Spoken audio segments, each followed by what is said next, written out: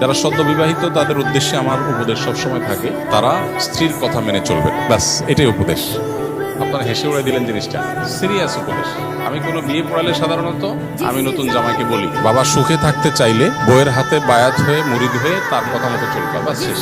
এটাই হলো পারিবারিক সুখ শান্তির মূল মন্ত্র। আমরা এর আগে কোথায় যেন বলেছিলাম যে আমাদের অফিসে যত মানুষ পারিবারিক দ্বন্দ্ব কলহ নিয়ে আসে, এগুলো নিয়ে যারা ওলামা একরাম যারা এগুলো সমাধান করে, তাদের এক লাইনে কনক্লুশন হলো যে যত কেস তারা এ পর্যন্ত ডিল করেছেন, সব কেসের সামারি হলো যেই ঘরে অনেক সময় আমাদের ওখানে স্বামী স্ত্রী আসে, দুজনের মধ্যে দ্বন্দ্ব থাকে, এগুলো মিটাবার চেষ্টা করে আলেমরা, কাউন্সিলিং করার চেষ্টা করেন। তো তারা বলেন যে যত কেস আমরা ঘাঁটছি এই নিয়ে, সবগুলো কেসের সামারি অলমোস্ট একটাই, সেটা হলো যেই ঘরে স্বামী স্ত্রীর কথা মতো চলে, স্বামীর স্ত্রীর প্রত্যেকটা কথা মানে, সেখানে কোনো অশান্তি নেই। অশান্তিটাই হলো সেখানে যেখানে কথা শোনা হয়, বাস।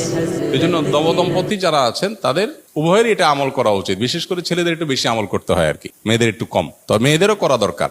আর স্বামী হোক আর স্ত্রী হোক, যিনি জীবন সঙ্গীর কথা যত বেশি শোনার চেষ্টা করবেন, আল্লাহর নির্দেশে বাইরে বললে সেটা না, আল্লাহর নির্দেশের মধ্যে থেকে যত বেশি শোনার চেষ্টা করবেন, তিনি আল্লাহর কাছে তত প্রিয় পাত্র হবেন। মুত্তাকি হিসাবে তত ভালো মুত্তাকি হইতে পারবেন।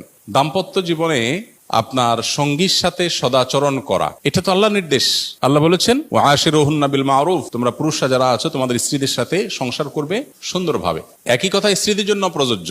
অনেক স্ত্রী আছেন যে স্বামীকে সারাদিন জ্বালাতন করেন, অহেতুক কষ্ট দেন, ছোটখাটো বিষয় নিয়ে বাড়াবাড়ি করেন। তো এখানে স্বামী স্ত্রী উভয়ের জন্য প্রযোজ্য যে নিজের সঙ্গীকে কত বেশি সন্তুষ্ট রাখা যায়। এখন সঙ্গীকে সন্তুষ্ট রাখতে গিয়ে বাবা মা নারাজ হয়ে যাচ্ছে কিনা, ভাই বোন নারাজ হয়ে যাচ্ছে কিনা, সেগুলো একটা ব্যাপার। তো এই জন্য ব্যালেন্স করাটা খুব গুরুত্বপূর্ণ।